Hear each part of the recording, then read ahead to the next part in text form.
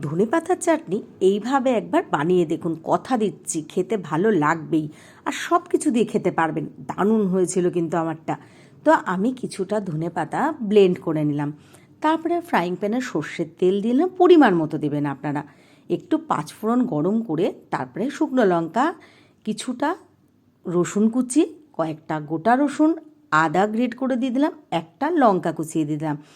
কিছুক্ষণ বেশ রেখে দেওয়ার পরে যখন লাল লাল হয়ে যাবে, ভাজা হয়ে যাবে, তেঁতুলের যে কাই বের করে রেখেছিলাম সেটা দিয়ে দিলাম, পরিমাণ মতো লবণ, পরিমাণ মতো চিনি দেওয়ার পরে স্প্যাচুলাটা দিয়ে কিছুক্ষণ নাড়িয়ে নিলাম। একটা ঘনত্ব আকার হয়ে গেল, দেখতে কিন্তু দারুণ, স্মেল বেরোচ্ছে একটা দারুণ।